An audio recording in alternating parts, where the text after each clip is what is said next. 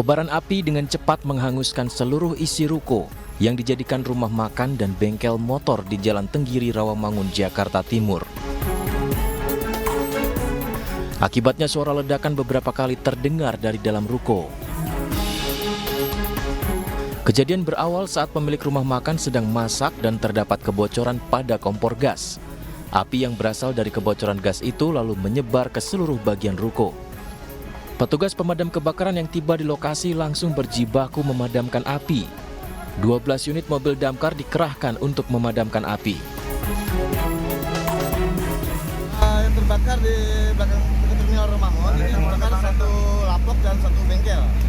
Tadi untuk keterangan saksi mata, untuk yang terbakar berawal dari lapok saat karyawan sedang menyalakan kompor, tiba-tiba terjadi letupan di kompor tersebut sehingga ada suatu penyalaan dan membakar sekitar daripada lapok itu dan menyambar bengkel motornya. Tidak ada korban dalam peristiwa ini, namun salah satu penghuni rumah makan mengalami luka bakar dan dilarikan ke rumah sakit. Dari Jakarta, Rio Manik, iNews melaporkan.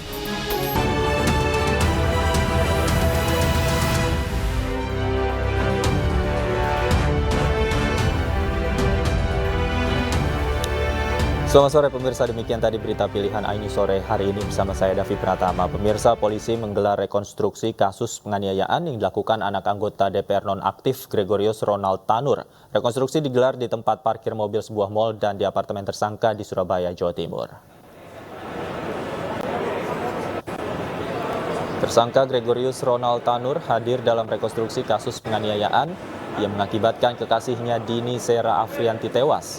Rekonstruksi digelar di dua lokasi, yakni di parkiran basement Landmark Mall, di mana disinilah tubuh korban dilindas oleh mobil tersangka. Kemudian rekonstruksi dilanjutkan di apartemen tersangka. Sementara itu, kuasa hukum korban tidak hadir dalam rekonstruksi. Adapun pengelola mall mengaku akan kooperatif membantu pengungkapan kasus ini. Ya, kami di sini bekerja tanpa intervensi dari pihak manapun dan kami bekerja secara prosedural dan profesional guna betul-betul untuk mencari fakta yang sebenarnya dari perkara hilangnya nyawa dari korban ini. Ya, saya minta maaf ya. Hari ini kan ada berapa adegan ya? Ada banyak adegan, nanti makanya tadi setelah proses rekonstruksi, kemudian kita akan melakukan gelar perkara, nanti akan disampaikan lagi perkembangan dari penanganan perkara ini kepada media. Dan untuk mengetahui perkembangan terkini terkait rekonstruksi kasus pembunuhan anak anggota DPR nonaktif, kita sudah terhubung dengan rekan Hari Tambayong di Landmark Mall, Surabaya, Jawa Timur. Selamat sore. Hari, bagaimana jalannya rekonstruksi pada hari ini? Selamat sore, Davi dan pemirsa. Satreskrim Polrestabes Surabaya menggelar reka adegan rekonstruksi peristiwa tewasnya Dini Sera Afrianti, gadis asal Sukabumi, Jawa Barat ini di tangan kekasihnya bernama Ronald Tanur. Dan rekonstruksi digelar di tempat hiburan Black Hall, di mana kejadian mulai dari ruang tempat karaoke serta di basement parkir yang ada di lantai 3. Sementara itu tadi reka adegan dilaksanakan sekitar 4 jam. Polisi menggelar reka adegan sebanyak 41 reka adegan atau reka konstruksi yang dilakukan oleh tim Inavis, begitu Davri. Sementara itu rekonstruksi untuk menegaskan bahwa kronologi peristiwa ini digelar selama 4 jam ini dengan total 41 adegan, dan ini juga cukup banyak yang dilakukan reka adegan. Dari hasil reka adegan tersebut ketahui tersangka telah melakukan penganiayaan sejak dari lift pasca keluar dari tempat hiburan ini, kemudian hingga menuju ke basement parkiran di lantai 3, dan di mana korban juga waktu dilakukan rekonstruksi atau reka adegan sempat terlindas mobil oleh mobil tersangka, di mana di basement tersebut saat itu kondisi dari korban Dini Sera Afrianti tidak berdaya, kemudian terlindas oleh mobil tersangka Ronald Tanur. Begitu, Davi. Hari ada berapa tempat rekonstruksi hari ini? Selain di mal, apakah apartemen tersangka juga sudah dilakukan rekonstruksi? Ya betul, ada 4 lokasi, ada 4 lokasi.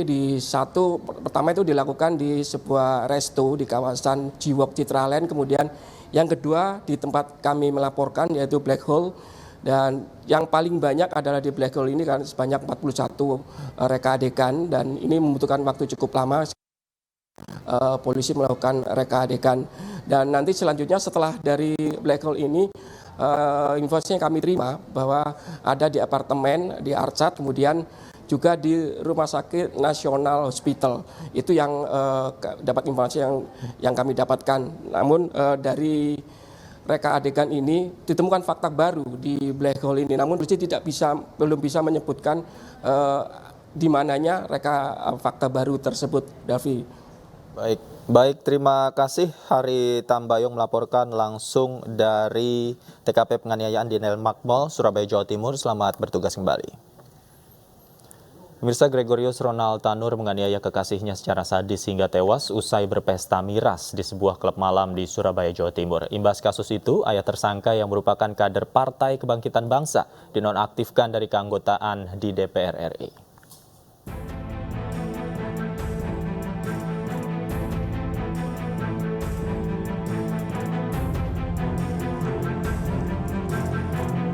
Tersangka Gregorius Ronald Tanur hanya bisa tertunduk lesu saat diringkus polisi untuk mempertanggungjawabkan perbuatan kejinya di Mapolrestabes Surabaya, Jawa Timur.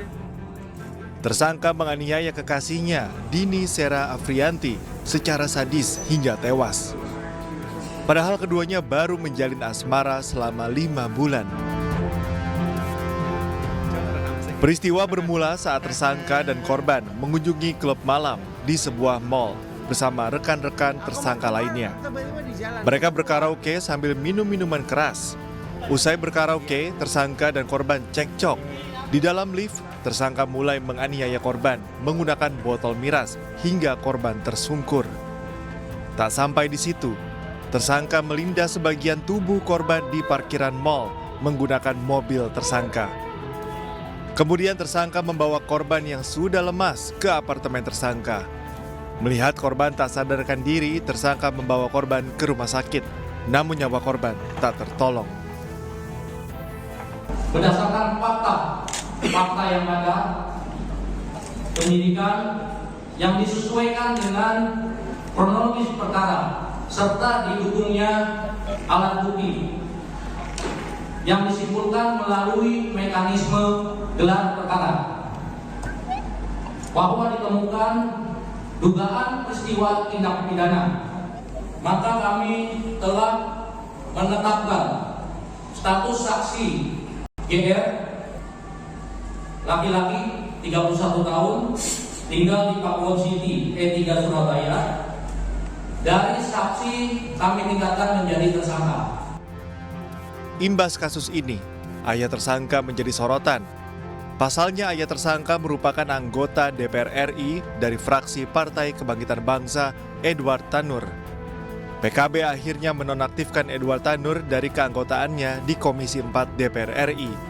PKB mengaku berpihak kepada korban dan meminta Edward fokus menghadapi kasus hukum anaknya. Kami dari DPPKB akan memutuskan sejak malam ini untuk menonaktifkan saudara Edward Tanur dari seluruh tugasnya di semua komisi. Jadi kita tarik dari komisi biar dia non komisi untuk menyelesaikan persoalan yang menimpa anaknya ini. Karena kami sangat prihatin terjadi hal semacam itu, dan kami berharap hati kami itu ada di korban. Karena itu kemudian kami mengambil kebijakan saudara Edward Tanur yang kebetulan menjadi anggota FPKB DPR RI, dia juga bukan pengurus DPW, tapi sebagai anggota fraksi, kita cabut dirinya dari komisi di mana dia bertugas agar dia berkonsentrasi menyelesaikan persoalan anaknya ini dan mematuhi seluruh aturan main, seluruh peraturan perundang-undangan terkait ini.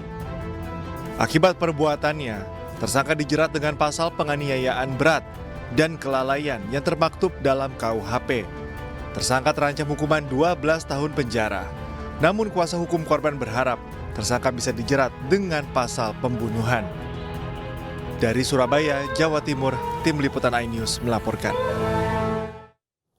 Pemirsa, KPK terus melakukan penelusuran dugaan korupsi di Kementerian Pertanian. Yang terbaru, Sekretaris Jenderal Kementerian Pertanian Kasdi Subagiono datang memenuhi panggilan KPK untuk memberikan keterangan sebagai saksi.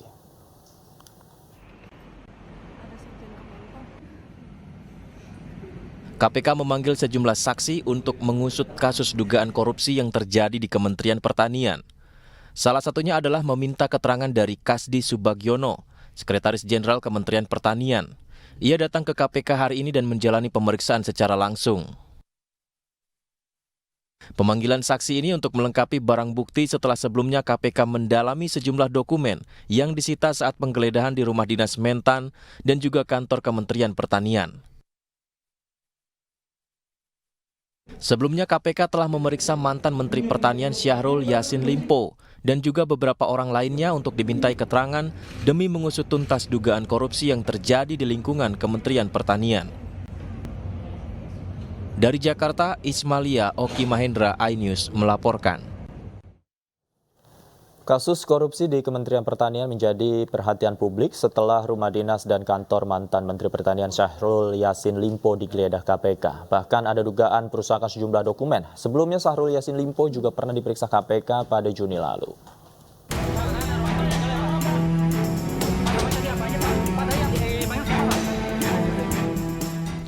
Kasus dugaan korupsi yang melibatkan Menteri Pertanian Syahrul Yassin Limpo mencuat setelah KPK menggeledah rumah dinas Menteri Pertanian pada 28 September lalu dan kantor Kementerian Pertanian sehari setelahnya untuk mengungkap dugaan korupsi.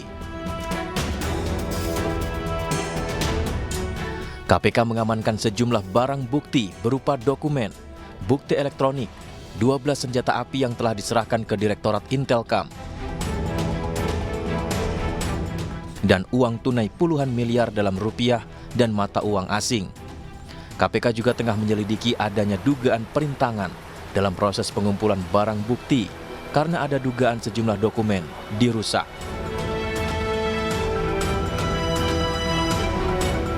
Apa yang ditemukan dan diamankan dalam proses penggeledahan tersebut antara lain uang dalam bentuk uang cash, ya, rupiah dan mata uang asing, kemudian bukti elektronik dan juga dokumen lainnya terkait dengan perkara ini.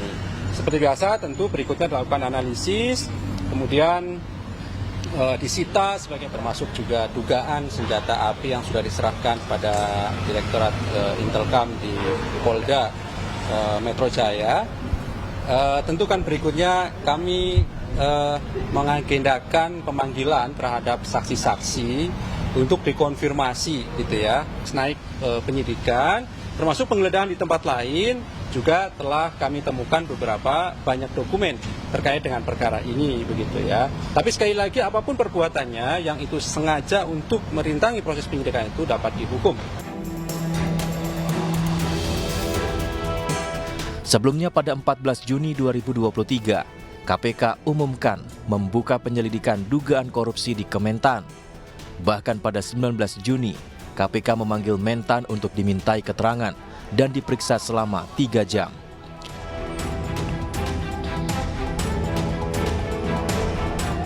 Belakangan KPK menetapkan 3 pasal dalam kasus dugaan korupsi di Kementerian Pertanian, yakni pemerasan dalam jabatan, gratifikasi, hingga tindak pidana pencucian uang.